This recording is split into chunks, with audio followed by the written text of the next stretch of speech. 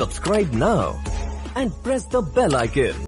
Episode की शुरुआत में हम देखते हैं कि किंग बोसे एक डीमन के सामने विश मांग रहे हैं कि उन्हें दुनिया का सबसे शक्तिशाली आदमी बनना है। किंग बोसे को यहाँ लेडी मिरांजो लेकर आई है, साथ ही वो डीमन की भाषा को बोसे के लिए ट्रांसलेट कर रही है। किंग बोसे के विश पर डीमन कहता है, ठीक है, लेकिन इसके लिए मुझे तुम्हारी जान चाहिए। किंग बोसे इसके लिए तैयार हो जाता है। फिर डीमन कहता है, मैं तुम्हें वही शक्ति दे सकता हूँ जो एग्जिस्ट करती हूँ। मैं तुम्हें तुम्हारे ब्लड रिलेटिव से पावर छीनकर तुम्हें दे सकता हूँ। इस पर बोसे कहता है, पर मेरा कोई फैमिली नहीं है, मैं अकेला हूँ। फिर डीमन कहता है, फ्यूचर में तुम्हारा बच्चा भी तो हो सकता है। बोसे लंबी सांस भरते हुए कहता है, ठीक है, बस तुम मेरी विश पूरी करो। इस पर डीमन हंसते हुए बोसे की विश पूरी करता है। फिर बोसे लेडी जाइंट की तलाश में जाता है और उसे एक लेडी जाइंट मिलती भी है। बोसे उसे कहता है, मुझे तुमसे शादी करनी है और अपने बच्चे की मां बनाना है। ये सुनकर वह शर्मा जाती है। फिर लेडी जाइंट उससे लड़ने के लिए चैलेंज करती है। दोनों में लड़ाई होती है और बोसे उसे हरा देता है। फिर वो लेडी जाइंट उससे शादी करने को मान जाती है। इसके बाद सीन बदलता है और हमें दिखाया जाता है कि किंग बोसे दुश्मनों के जाल में फंसा हुआ है और बहुत चोटिल है, लेकिन अचानक उसके अंदर एक अद्भुत शक्ति आ जाती है और वो अपने दुश्मनों को मार देता है। बोसे समझ जाता है कि उसके बच्चे का जन्म हो गया है। उसके बाद वह घर जाता है और अपनी पत्नी से मिलता है। लेडी जाइंट उसे उनके बच्चे से मिलाती है, जो कि उनकी उंगलियों से भी छोटा होता है और वो लड़का होता है। उसे देखकर बोसे को डेमन से की हुई अपनी डील याद आती है कि उसके बच्चे की सारी पावर उसे मिल जाएगी। बोसे को अपने इस फैसले पर अफसोस होता है और वह निश्चय करता है कि वह अब और युद्ध नहीं करेगा। वह अपनी जमीन पर साम्राज्य स्थापित करेगा ताकि उसके बच्चे को भविष्य में किसी भी चीज की कमी ना हो। इसके बाद सीन बदलता है और हमें आज का समय दिखाया जाता है, जहां डायडा अपने सिंहासन पर सर झुकाए बैठा है।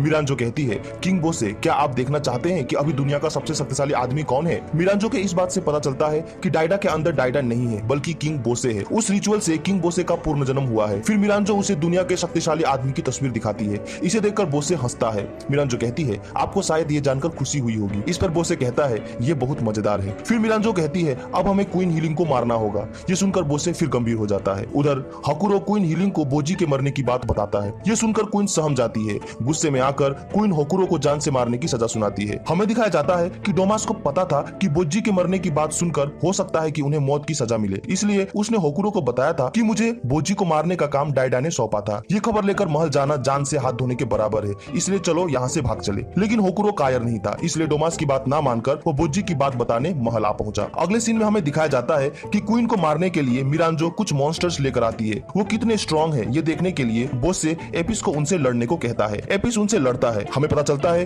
कि वो मॉन्स्टर बहुत शक्तिशाली है। फिर एपिस को वापस बुलाकर किंग बोसे खुद लड़ने चले जाते हैं। बोसे एक ही अटैक में उन्हें खत्म कर देता है और उन मॉन्स्टर्स को क्वीन पर अटैक करने के लिए अप्रूव कर देता है। उधर होकुरो को सजा दिया जा रहा होता है। वहाँ मास्क पहनकर डोमास भी आया होता है उसे बचाने के लिए। तभी डोमास अचानक सैनिकों पर हमला करता है और होकुरो को छुड़ाकर वहाँ से ले जा ही रहा होता है कि किंग बोसे सामने आ जाते हैं। डोमास उनसे लड़ नहीं पाता और किंग बोसे उसका मास्क उतार देते हैं। सब डोमास को देखकर चौंक जाते हैं। क्वीन हीलिंग उसे देखकर और अधिक गुस्सा हो जाती है और दोरसे को उसे मारने के लिए भेजती है। तभी किंग बोसे उसे रोकते हुए कहते हैं कि बोजी अभी तक जिंदा है, मरा नहीं है। ये सुनकर सब चौंक जाते हैं। इसके बाद हमें फ्लैशबैक दिखाया जाता है, जहां मिरांजो ने बोसे को दुनिया का सबसे शक्तिशाली आदमी का चेहरा दिखाया था। वो चेहरा बोजी का ही था। अगले सीन में हमें दिखाया जाता है कि बेबिन अभी भी जिंदा है। मित्सुमाटो ने ही उसके बॉडी को जमीन के अंदर खींच लिया था और उसका इलाज किया। हमें पता चलता है कि बेबिन ने बहुत पहले मित्सुमाटो को बचाया था। इससे किंग बोसे काफी इंप्रेस भी हुए थे, जिसके कारण बेबिन को कड़ी ट्रेनिंग कराकर किंग ने अपने एलिट फोर्स में शामिल किया था। फिर सीन बदलता है और हमें दिखाया जाता है